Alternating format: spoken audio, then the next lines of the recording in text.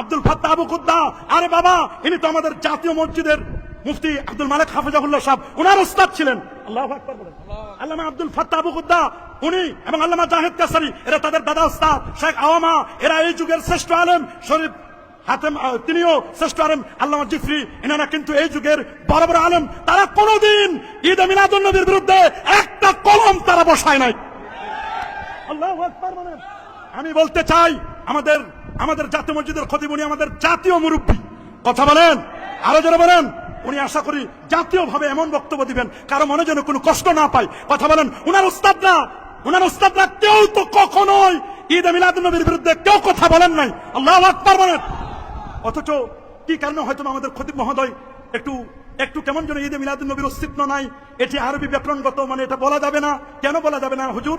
আমরা আপনার কাছে জানতে চাই। আশা করি আপনি আগামী জুমায় এটার দলিল সহ আমাদেরকে দিলে মানুষের মনে কোনো কনফিউশন থাকবে না। কথা বলুন, আরো জোরে বলুন।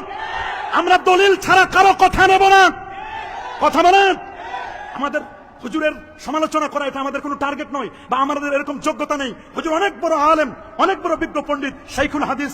উনি বিভিন্ন ফুনুনের উপর তার অনেক অগাধ জ্ঞান আছে, কোনো সন্দেহ নাই। তিনি একজন জাহেদ ব্যক্তি, সবই ঠিক আছে। তারপরে হুজুর যখন এরকম কথা বলে ফেলেছেন, আশা করি হুজুর হোক অথবা তার ছাত্রদের পক্ষ থেকে হোক অথবা তার মাদ্রাসার কোনো ব্যক্তির পক্ষ থেকে হোক, তারা কিন্তু এই বক্তব্য করে দিবেন। আল্লামা জাহেদ কাউসারি তিনি হাদিসের ব্যাপারে বলছেন এটি হাসান পর্যায়ের হাদিস। আল্লাহু আকবার, আল্লাহু আকবার। এটি কেউ বলেন নাই। এরকম বলা আমার মনে হয় আরেকটু পড়াশোনা করা দরকার। এই জন্য কবি নামাজ বলে দিয়েছেন। আল্লাহু আকবার বলেন।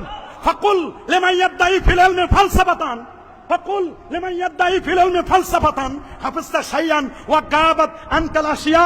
ফাকুল লিমান ইয়াদদাই ফিল ইলমি ফালসাফাতান, যে ব্যক্তি বলে যে আমার অনেক জ্ঞান আছে, অনেক ফালসাফা, অনেক দর্শন আমি জানি, ফাকুল লিমান ইয়াদদাই ফিল ইলমি ফালসাফাতান, তিনি বলছেন হাফিজতা শাইয়ান, আপনি অনেক মুখস্থ করেছেন, ওয়া গাবাত আনকাল আশিয়া, তবে অনেক কিছু ছুটেও যেতে পারে।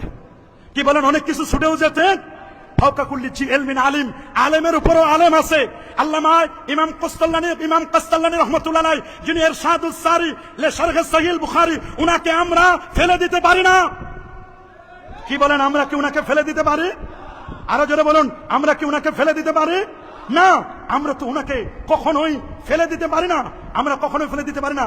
ইমাম ইবনে আব্বাদ রুনুদি মালিকি 792 হিজরি আলেম, তিনি বলে দিয়েছেন স্পষ্ট করে তার লেখা বিখ্যাত কিতাব আর রাসাইলুল কুবরা 52-53 পৃষ্ঠায়, 800 বছর আগের আলেম, তিনি নবীর জন্মদিনকে ঈদ বলেছেন।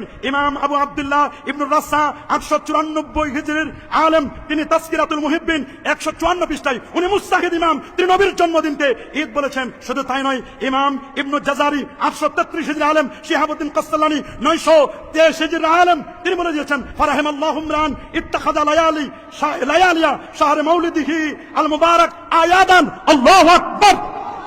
শুধু তাই নয়, ইমাম আবু আব্দুল্লাহ আল কাউরি 872 হিজরি আলেম, ইমাম আহমদ জাররুক আল ফাসি, ইমাম সাখাবি, ইমাম কাসতালানি, শাইখুল ইসলাম, ইমাম খারাশি 1101 হিজরি আলেম, তিনি বলেছেন আন্নাহু ঈদুম মিন আয়াদিল মুসলিমিন। আব্দুল হক মুহাদ্দিস দেলবি 1052 হিজরি আলেম, তার লেখা বিখ্যাত কিতাব স্পষ্ট করে লিখেছেন মা সাবাতা বিনাস সুন্নাহ ফি আইয়ামিস সানা, তিনি বলে দিয়েছেন নবীর জন্মদিন জন্মরাতকে ঈদ বলতে কোনো বাধা নাই। আমরা যদি হুজুর আপনার কথাটা নেই, তাহলে এত বড় বড় ইমাম, মুহাদ্দিস, মুস্তাহিদ, এদেরকে ফালতু বলা লাগে, এদেরকে বাজে মন্তব্য করা লাগে। এখন সিদ্ধান্ত আপনি দিবেন আমরা আপনার ব্যাপারে কি বলবো, আর এত বড় মুহাদ্দিস, মুস্তাহিদ, ইমাম, এদেরকে কি বলবো। আপনি যেটা ফতোয়া দিবেন ওইটাই জাতি মেনে নিবি।